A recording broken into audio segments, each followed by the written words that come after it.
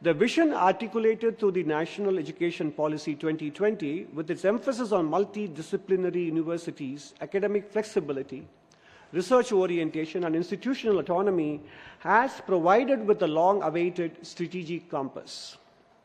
Equally important has been the Ministry's openness to dialogue with state governments, universities, industry, and global partners. In a system as large and as diverse as India's, that willingness to consult, listen, and co-create is itself a reform. It signals confidence, maturity, and trust in the ecosystem. The spirit of reform has also translated into concrete policy action. A particularly notable milestone was reached in 2023 when norms were liberalized to allow reputed foreign universities to establish campuses in India, subject to quality safeguards. This was not a routine regulatory change, it was a signal to the world and to ourselves that India is prepared to engage with global academia on its own terms. Having laid this foundation, the natural question before us now is, why now?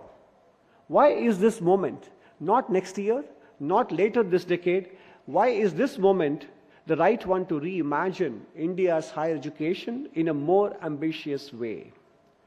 There are 4 converging reasons, and it is their convergence that makes this moment special. First, India is at a demographic and economic inflection point. Over the next 2 decades, millions of young Indians will enter the working age population. Whether this demographic dividend becomes a growth accelerator or a social strain will depend in large measure on the quality, relevance, and adaptability of our higher education system. Second, global higher education landscape is being reshaped.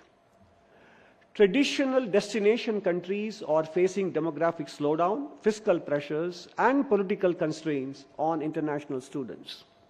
At the same time, Asia is emerging as a center of gravity for learning, research, and innovation.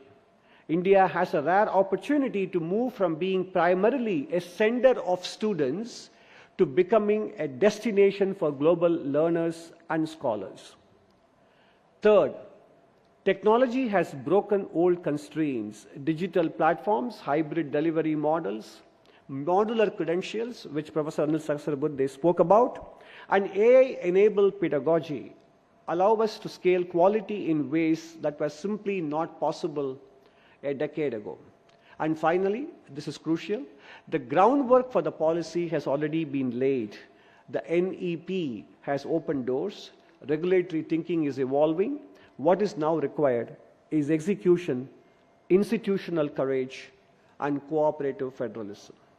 In other words, this is not a call for disruption without preparation. It is a call to build on the momentum that already exists.